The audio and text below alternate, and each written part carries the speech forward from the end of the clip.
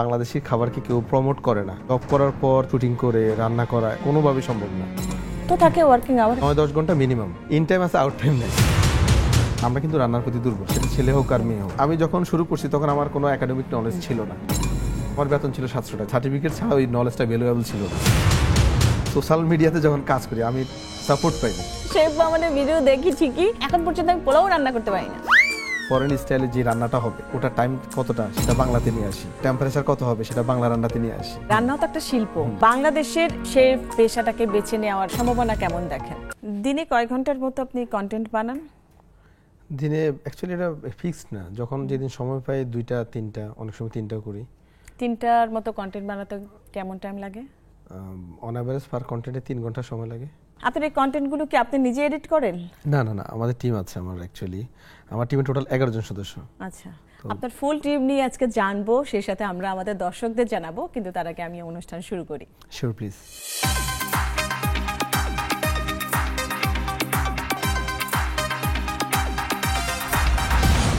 Viewers, সবাইকে welcome করছি Nexus টেলিভিশনের বিশেষ আয়োজন কাট অ্যান্ড কাট অনুষ্ঠানে। পুরোটি অনুষ্ঠান জুড়ে আপনাদের সঙ্গে আছি আমি শারমিন দীপ্তি, এবং আজকে আমার সঙ্গে যিনি আছেন তিনি সোশ্যাল মিডিয়ায় রান্নার বিভিন্ন কন্টেন্ট তৈরি করেন, এবং তার সেই কন্টেন্ট আমরা খুব ভালোভাবে দেখি, এবং খুব সহজে আমার মনে হয় যে আমার মতো মানুষও যারা কম রান্না বান্না করতে পারে তারাও হচ্ছে শিখে যেতে পারে। হ্যাঁ, আজকে আমাদের সঙ্গে আছেন শেফ মামুন। যাচ্ছি তার কাছে। মামুন ভাই, কেমন আছেন? জি, ভালো আছি। আপনি কেমন আছেন? আমি অনেক ভালো আছি, এবং আমি যদি খুব ভুল না করে থাকি শেফ মামুনের টেলিভিশনের টক শো ইন্টারভিউ এটাই প্রথম। এক্স্যাক্টলি। এর আগে আপনি টেলিভিশনে গিয়েছেন, কিন্তু কুকিং শো করেছেন, কিন্তু আজকে তো আমরা কুকিং করব না, কুকিং নিয়ে অনেক গল্প করব। অনেক গল্প আছে আপনার সাথে, সেই সাথে আমরাও জানবো, দর্শকদেরও জানাবো। আমাদের অনুষ্ঠানের আর কি ফর্মালিটিস অনুযায়ী এখানে কাট আছে, ওখানে আনকাট আছে। শেফ মামুন হয়ে ওঠার গল্পটা কেমন ছিল? রান্নার কন্টেন্ট ক্রিয়েশন কিভাবে শুরু করলেন? আমার এক্সপিরিয়েন্স টোটাল 18 বছর চলতেছে। বাই দ্য ওয়ে, আমি খুব ছোটবেলা থেকেই রান্না বিষয়ের সাথে জড়িত। কন্টেন্ট ক্রিয়েট মূলত আসলে বাংলাদেশি খাবারকে কেউ বাংলাদেশি প্রফেশনাল শেফ হিসেবে কেউ প্রমোট করে না। এটার অনেকগুলো কারণ আছে, সেটা আমি বুঝতে পারি। সেটা হচ্ছে, একটা কারণ হচ্ছে প্রফেশনালি রিজমে যারা আছে তারা সময় পায় না এক্স্যাক্টলি, যে আপনার জব করার পর তারপরে আবার এসে শুটিং করে রান্না করা, এটা টোটালি মানে সময় কোনোভাবেই সম্ভব না। আর আমাদের জবগুলো তো জানেনই, মানে টোটালি ফিক আর আনফিক নাই, মানে টাইম অনেক লং টাইম থাকে। তো যার কারণে আমার কাছে মনে হচ্ছে বাংলাদেশে কোনো প্রফেশনাল শেফ এই কন্টেন্ট ক্রিয়েট করার মানে সুযোগ পায় না, আমার কাছে মনে হচ্ছে। তার একটা বড় কারণ হচ্ছে তারা হচ্ছে রেস্টুরেন্টে জব করে, কিংবা বড় বড় হোটেলগুলোতে জব করে, ওয়ার্কিং আওয়ার অনেক বেশি থাকে। কত থাকে ওয়ার্কিং আওয়ার একজন শেফের? ওয়ার্কিং আওয়ার 9-10 ঘন্টা মিনিমাম। কিন্তু হচ্ছে আপনার কোনো একটা প্রোগ্রাম থাকলে, বা প্রোগ্রাম তো সবসময় থাকে, তো তখন আর টাইমের মানে থাকে না, মানে কখনোই আমাদের একটা রুলস আছে কি রেস্টুরেন্টে, যে ইন টাইম আছে, আউট টাইম নেই। আচ্ছা, তো এই সিচুয়েশনের কারণে ম্যাক্সিমাম প্রফেশনাল শেফরা কখনোই আমি দেখি নাই তারা হচ্ছে কন্টেন্ট ক্রিয়েট করার সুযোগ পায়। আচ্ছা, কিন্তু আমার যেটা মনে হয় এই যে সোশ্যাল মিডিয়ায় আমি দেখেছি আর কি, আমার মনে পড়ে না, কিন্তু আপনাকে আমি ফলো করেছি।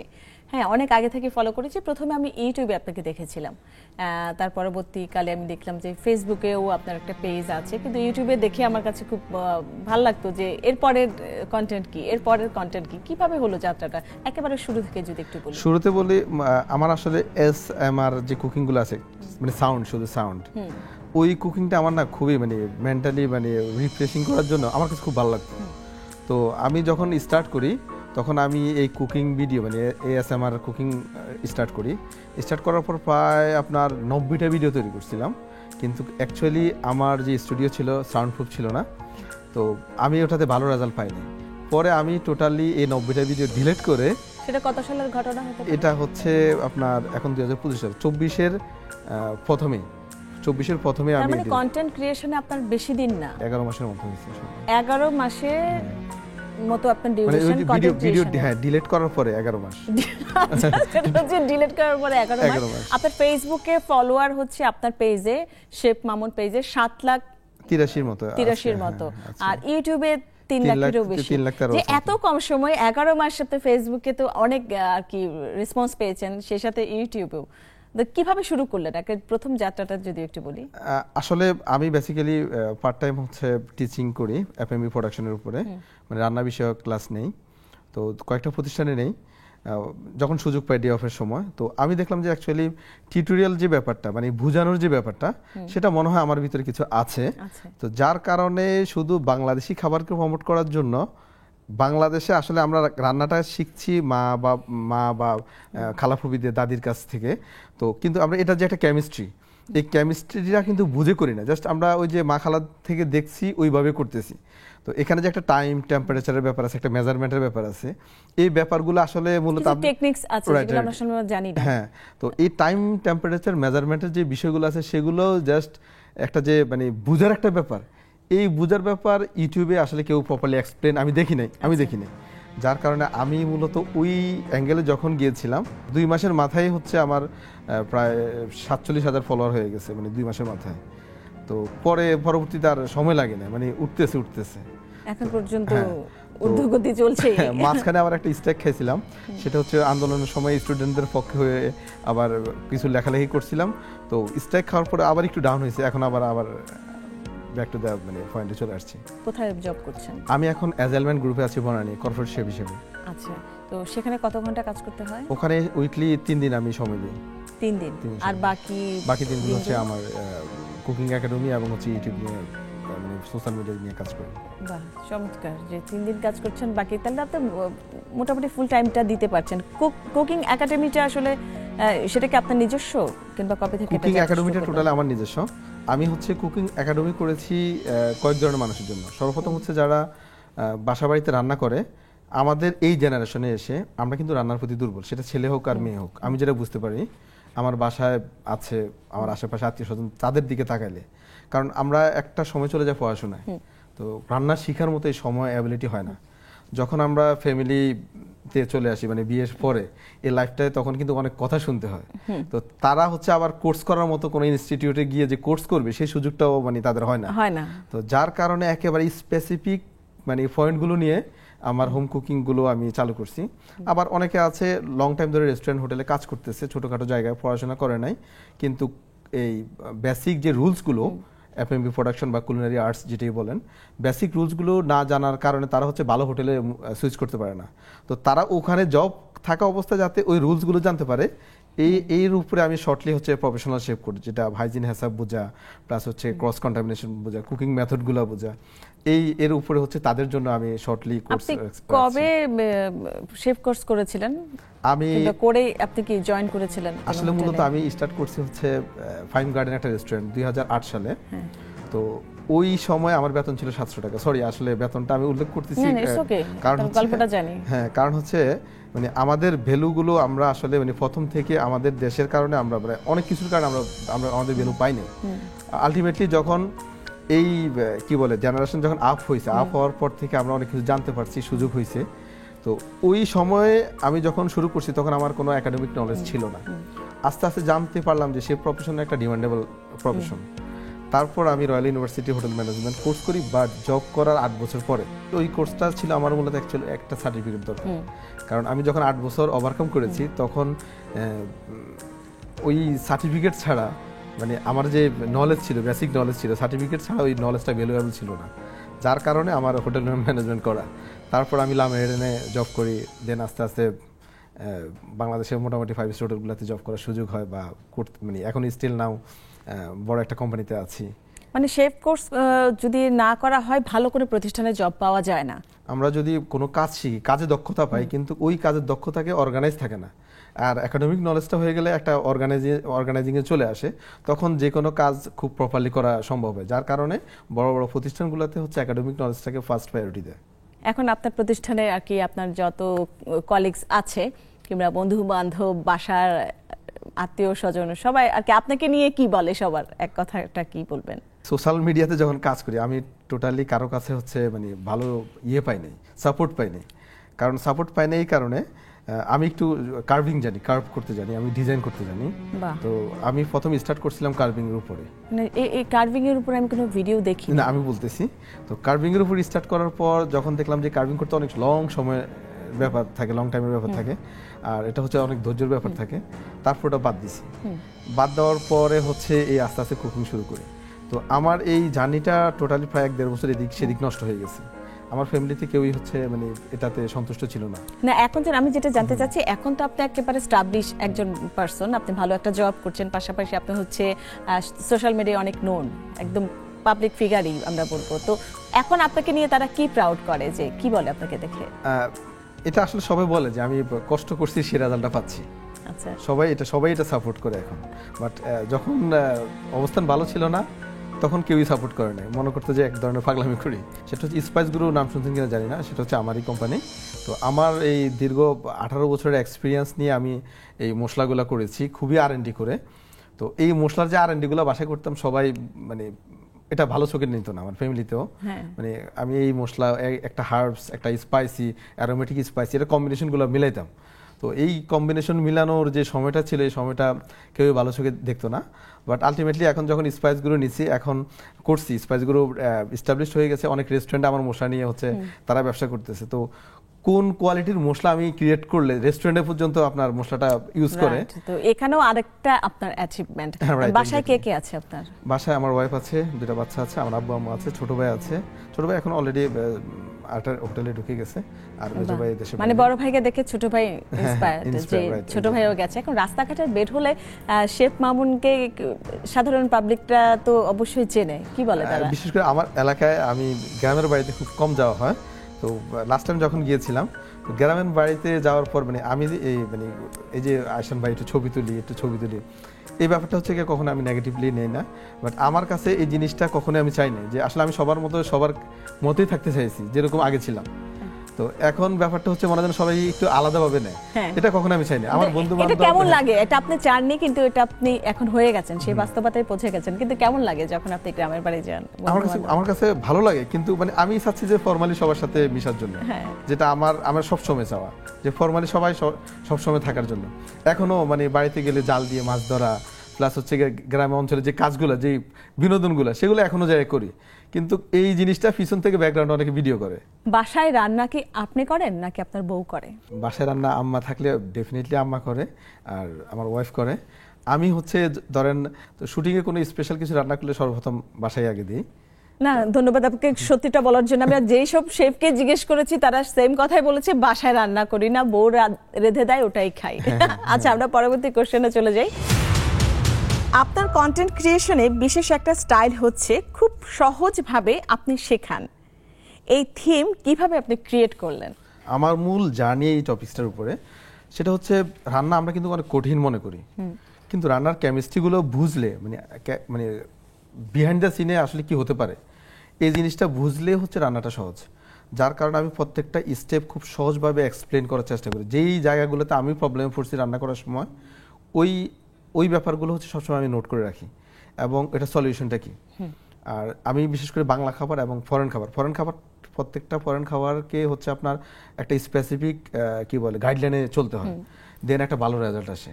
আমি সেম জায়গা থেকে বাংলা খাবারকে আমি চিন্তা করি, লাইক একটা রোস্ট চিকেন, আমি সেম রোস্ট চিকেন হচ্ছে ফরেন স্টাইলে যে রান্নাটা হবে, ওটা টাইম কতটা সেটা বাংলাতে নিয়ে আসি, ওটা টেম্পারেচার কত হবে সেটা বাংলা রান্নাতে নিয়ে আসি, ওটার মেজারমেন্ট কেমন হবে, শুধু ওখানে ফরেন স্পাইসি, এখানে লোকাল স্পাইসি। তো ওইভাবে ক্যালকুলেশন করে রান্নার টাইম, টেম্পারেচার, এই কেমিস্ট্রিগুলো হচ্ছে ব্যালেন্স করতে পারি খুব সহজে। কিন্তু আমরা তো ব্যালেন্স করতে পারি না ভাই, আমাদের কি হবে? আমরা তো দেখা যায় শেফ আমাদের ভিডিও দেখি ঠিকই, আবার নিজে যখন করতে চাই, এটা কি ওটা কি এটা কি সেটা কি, এখন পর্যন্ত আমি পোলাও রান্না করতে পারি না। কি বলেন? পানির আয়াক হলে সেটা একেবারে ভর্তা হবে, নয়তো দেখা যাচ্ছে আরো টেনশন, পানি শুকিয়ে গেছে, এখন আমি কি করব? আমার একটা ভিডিও শুধু মনোযোগ দিয়ে দেখেন, হয়ে যাবে। আমি ওটা দেখেছি, আর কি আমাদের মতো যারা আসলে রান্না করে, তো আমার যেটা মনে হয় করার আগে আমরা আসলে ভয়টা পেয়ে যাই। হ্যাঁ, এক্স্যাক্টলি। আর ভুলে যাই আমরা, মানে কখন কি করতে হবে সেই জিনিসটা ভুলে যাই। হ্যাঁ, স্টেপগুলো ফলো করলে হয়ে যাবে। জাস্ট স্টেপ, রেসিপি মুখস্থ করার দরকার নাই, স্টেপগুলো ফলো করলে। মানে আপনার কন্টেন্ট ক্রিয়েশনের মূল ব্যাপারটা হচ্ছে আপনি যেভাবে বলেন, কথা বলেন, যেভাবে কাজ করেন সেইভাবেই। আপনি এক্সট্রা আমি দেখলাম যে কোনো গ্রাফিক্স ইউজ করেন না, কিছুই না। ইভেন তো আমার 2 দিন খাবার খারাপ হয়েছে, আমি ওই রেসিপিগুলো আপলোড করি নাই। তো মানে আমি পারলে মানে করতে পারতাম, যে মানে এটা তো ভিডিওতে দেখাচ্ছি, কিন্তু আসলে মানে যারা দেখতেছে তারা যাতে রং ভাবে না যায়, বাহ। হ্যাঁ, তো এই জন্য আমার 2 দিন রান্না খারাপ হয়েছে, হয়তো বা ইনগ্রিডিয়েন্টসের কারণে, বাট অন্য কোনো কারণে না। No, কিন্তু এটা না হতেই পারে, রান্নাও তো একটা শিল্প। হ্যাঁ, হয়তো একটু লবণ কম বেশি অনেক কিছুর জন্যই কিন্তু পুরো রসায়নটা একটু চেঞ্জ হয়ে যেতে পারে। ওই দিন এটা হতেই কয়েকবার পারে। কারেন্ট বিদ্যুৎ গেছিল, যার কারণে হচ্ছে যে কোনো কারণে কোনো কিছু মিসিং হয়েছিল, তো আমি আর ওই ভিডিওগুলো আপলোড করিনি। তো আমি চেষ্টা করি যেটা প্রপারলি হয় সেটা ভিডিও আপলোড Okay. করার জন্য। ঠিক আছে, আমরা পরবর্তী কোশ্চেনে চলে যাই। আমাদের মজার একটা কোশ্চেন কিন্তু আপনার জন্য আছে, সেটার উত্তর দিতেই হবে। শিওর। শেফ মামুনের প্রথম ইনকাম কত ছিল আর বর্তমান মান্থলি ইনকাম কত? ফেসবুকে সেটা মেবি 3,80,000 ছিল। পরবর্তীতে যেই ইনকাম শুরু হয়েছে ফেসবুক এবং ইউটিউব, আমি প্রথমে কিন্তু ফেসবুকে মনিটাইজ পাইছি, আচ্ছা। ইউটিউবে না। হ্যাঁ। তো ইউটিউবে মনিটাইজ পাওয়া একটু টাফ ছিল, কারণ আমার মেটাডাটা ঠিক ছিল না, আমি বাংলা ইংরেজি ছিল। তো পরে এগুলো সব ঠিক করার পর মেবি ফেসবুকের 1.5 মাস পরে ইউটিউবে মনিটাইজ পাইছি। তো ওই যে ব্রেক মানে মিডল যে মাসটা ছিল, ওই মাসে ইনকাম ছিল প্রায় 17,000 টাকার মতো। তো পরবর্তী মাসে আবার ইউটিউব এবং ফেসবুক মিলে প্রায় 5 লাখ 6 লাখ এরকম অন অ্যাভারেজ ছিল। প্রথম ইনকামই হচ্ছে 3 লাখ টাকা, 3,80,000 মতো ছিল। 3,80,000 মতো, প্রায় 4 লাখের কাছাকাছি। প্রথম ইনকামটা দেখে কি মনে হয়েছিল? যে প্রথম ইনকামে আমি আসলে টু বি অনেস্ট মানে আমার কাছে এতটা ভালো লেগেছিল, কিন্তু এখানে একটা চ্যালেঞ্জ আছে। চ্যালেঞ্জটা হচ্ছে ইনকামটা পাওয়ার পরে 1 মাস না 2 মাস পরে হচ্ছে আমি ক্যাশ আউট করতে পারছি। তো ওই সময়টা ইটস এ ভেরি টাফ সময় ছিল। যে পাবো কি পাবো না। কোনোভাবে এটা প্রসেস করতে পারিনি। অনেক টিউটোরিয়াল দেখছি, অনেক কিছু মানে অনেক ভিডিও দেখছি এটা সলিউশন করার জন্য। আলটিমেটলি সলিউশন হয়েছে যখনই আমার ব্যাংকে মেসেজ আসছে, দেন মানে আই ফিল গুড, যে তখন একটু ভালো লাগছে। তারপর কি করলেন? ব্যাংকে গেলেন কিংবা হ্যাঁ, সবাই কি বললো? যে সবাই না, আমি তো প্রথম মাসের টাকা দিয়ে হচ্ছে ইকুইপমেন্টস কিনে ফেলছি। আচ্ছা, ক্যামেরা, লাইট। আমার আগে ক্যামেরা ছিল, প্রথম মাসে হচ্ছে টাকা দিয়ে হচ্ছে আইফোন 16 প্রো ম্যাক্স কিনছি। তারপর হচ্ছে আমি যত মানে ইকুইপমেন্টস ক্যামেরা ইউজ করাটা একটু কষ্টকর, তো আমি চাচ্ছি যে মানে ইউজেবল হয়। ডিজে অজমো কিনছি, অজমো পকেট 3, ওটাও নিচ্ছে 80,000 টাকা। মেবি আইফোন নিছিল প্রায় 1,90,000 টাকা। তো ওভারঅল মানে এই দিক সেই দিকে টাকাগুলো সব নষ্ট করে ফেলছি। গল্পটা জানতেও ভাল লাগে, কারো সাকসেস দেখতেও ভাল লাগে। যে অনেকে বলেছে যে প্রথম ইনকাম দেখে আমি আসলে ভয় পেয়ে গেছি। অনেক বড় বড় কন্টেন্ট ক্রিয়েটরদের কাছ থেকেও শুনেছি যে ভয় পেয়ে গেছি। আবার অনেকে বলে আমি বিশ্বাসই করতে পারিনি, ভয় পেয়ে গেছি, এত টাকা কেন আসছে আমার। প্রথম 3-4 মাস হচ্ছে ইনকামের ফ্লোটা একটু বেশি থাকে, কারণ যে কোনো চ্যানেল বা পেজ ভাইরাল হলে আপনার প্রথম 3-4 মাস একটু ভালো ইয়ে থাকে, গ্রোথ থাকে। আচ্ছা, তো ওই সময়টা। আর এখন আবার একটু ইনকাম একটু কম হচ্ছে, কারণ লাস্ট মাসে হচ্ছে কন্টেন্ট মনিটাইজেশন যে অপশনটা আসছে ফেসবুকে, ওখানে হচ্ছে অন অ্যাভারেজ মানে আমার ভিডিওগুলো হচ্ছে মূলত টিউটোরিয়াল বেস আমার ভিডিওগুলো। তো আমি ভিডিওগুলো লং করি 10 মিনিটের উপরে বা তার বেশি, 25 মিনিট 18 মিনিট এরকম হয়। তো এখন যেটা হচ্ছে এই লং ভিডিওতে যে ইনকাম, একটা ছবিতেও সেম ইনকাম, আবার একটা স্টোরিতেও তার চেয়ে বেশি ইনকাম। মানে মূলত ভিডিওতে মানে এখন ইনকাম প্রায় কম, যার কারণে মেবি লাস্ট মাসে হচ্ছে 3 লাখের মতো ছিল। মেইনলি সবাই ভিউয়ার্সরা চায়, মেসেজটা চায়, যে শিখতে চায়, জানতে চায়। সেটা হয়তো বা 5 মিনিটের কিংবা 10 মিনিটের কিংবা 15 মিনিটের ডিউরেশন। সেটা যদি 20 মিনিটের ডিউরেশন হয়, যারা দেখার তারা কিন্তু দেখবেই। হ্যাঁ, আমি ওই জায়গা থেকে আমি কোনো কম্প্রোমাইজ করি না। আমার হচ্ছে টাইম কতক্ষণ হবে এই জিনিসটা আমি কোনো ভিডিওতে আমি ফ্যাক্ট করি না। ওকে, ফাইন, আপনার কাজ আপনি করে যান একেবারে সগৌরবে। আমরা আছি সাথে। আমরা পরবর্তী কোশ্চেনে চলে যাই। শেফ মামুনের জীবনে সবচেয়ে বড় মিথ্যা কি ছিল? 2001 অথবা 2000 সনে, আমি এক্স্যাক্টলি সনটা মনে নেই। তখন হচ্ছে বাংলাদেশে আপনার প্রচুর পরিমাণে MLM কোম্পানি ছিল। আমার টোটাল ইনকাম বা কিছু ঋণ ছিল, অনেক টাকা মানে ওখানে হচ্ছে ইনভেস্ট করে হিউজ একটা অ্যামাউন্টে ধরা পড়ছি, মানে যেটা বলার বাইরে। মানে খুবই লস হয়েছে। আমার মনে ইনভেস্ট করেছিলেন প্রায় তখনকার সময় মনে হয় 11 লাখ টাকার মতো ছিল। তো সেই সময় 11 লাখ টাকা ইনভেস্ট করেছিলেন, এটা আসলে ওটা খুবই মানে আমার ওভারকাম করাটা খুবই কষ্টকর হয়ে গেছিল। মানে আমার এই জব করে আমাদের তো আর এক্সট্রা কোনো ইয়ে ছিল না তখন। তো ওটা খুবই ডিফিকাল্ট ছিল আমার জন্য। আমার লাইফে সবচেয়ে বড় মিথ্যা ওটাই। আমরাও চাই আপনি আপনার ট্র্যাকে থাকেন। পরবর্তী কোশ্চেনে চলে যাই। কন্টেন্ট ক্রিয়েশনে এমন কোনো স্মৃতি আছে যেটা মনে পড়লে হাসি পায় আবার কষ্টও হয়? এরকম তো মোটামুটি প্রতিদিনে হয়। সেটা কি, সেটাই জানতে চাই। প্রতিদিন হয়। আমি যখন ভিডিও করি, শেষ মুহূর্তে আসলে ক্যামেরাম্যান বলে আমি আগে খামো, তারপর হচ্ছে যারা আশেপাশে থাকে, মানে সবাই মানে মোটামুটি খাবার প্রতি একটা আকর্ষণ থাকে। আমার থাম্বনেলের ছবি হয় না, হ্যাঁ মানে প্রত্যেক দিন এই সেম সমস্যা মানে এই স্টুডিওতে হয়। মানে যখনই বিশেষ করে বিরিয়ানি যেদিন রান্না করি সেই দিন থাম্বনেলের ছবি তুলতে গেলে সবাই ভুলে যায়। রান্না শেষ, আপনার তখন উপলব্ধি কি যে আমি আগে খাবো নাকি টেস্ট করে আগে দেখবো? যে আমার- আপনি তো অন ক্যামেরায় টেস্ট করেন, আমার দেখিয়ে বলেন। হচ্ছে আসলে সি ফুড ছাড়া কোনো আইটেমের প্রতি আমার তেমন একটা আকৃষ্টতা নাই। সি ফুড রান্না হলে আমি স্পেশালি রাখি একটু, আদারওয়াইজ হয়তো বা একটু সবার সাথে শেয়ার করি। আর বিরিয়ানি ট্রেন হলে মাঝে মধ্যে একটু বসে সবার সাথে খাই। আরেকটা ব্যাপার একটু জানতে চাই যে আপনি তো এখন এই পেশায় আছেন, আপনি একজন শেফ, একজন জব করছেন, সেই সাথে কন্টেন্ট ক্রিয়েশনেও আছেন।